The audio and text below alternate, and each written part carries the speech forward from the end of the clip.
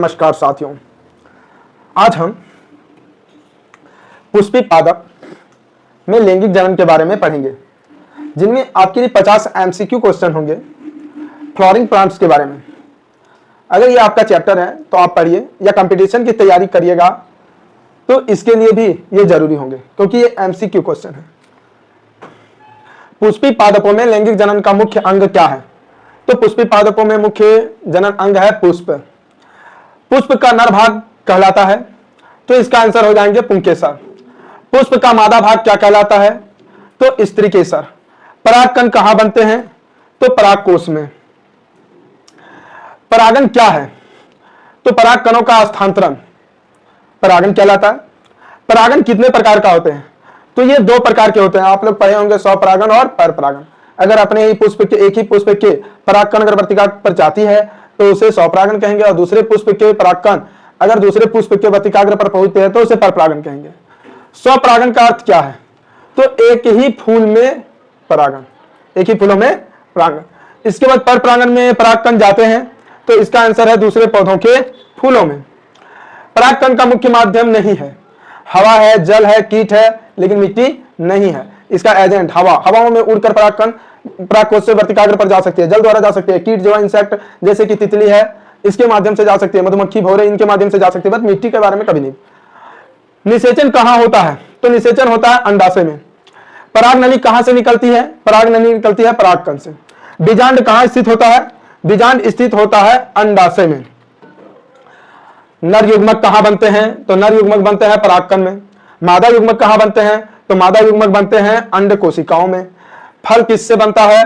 तो फल बनता है अंडाशय से। बीज किससे बनता है? तो बीज बनता है बीजांड से। परागकण में कीटों की भूमिका क्या है? तो परागकण फैलाना। तितली है, भौरे हैं, ये एक एजेंट है जिनके माध्यम से परागकण फैलता है। स्वपरागन के लिए आवश्यक क्या है? एक ही पुष्प, फूल। परागन का लाभ क्या है? पर परागन का क्या लाभ है? तो अधिक विविधता। आप कभी देसी मकई देखे हैं? उनमें एक ही मकई में बीजों का कलर अलग अलग होता है, रेनबो डिजाइन का। बट अगर आप एक ही स्वपरागन वाला अगर मकई देखिएगा तो उसमें सिर्फ एक ही पीले कलर का सिर्फ दाना निकलेंगे। लेकिन अगर देसी मकई में देखोगे जिसमें परपरागन होता है तो बीजों कई प्रकार के होता है। निषेचन का परिणाम होता है, तो इसका आंसर है बीज और फल। निषेचन का परिणाम क्या होता है? बीज और फल। अब ध्यान से सुनिएगा आप लोग। परागकण का स्थानांतरण कहलाता है परागन। परागकण कहां पहुंचते हैं? वर्तिकाग्र पर। वर्तिका किसका भाग है? स्त्रीकेसर।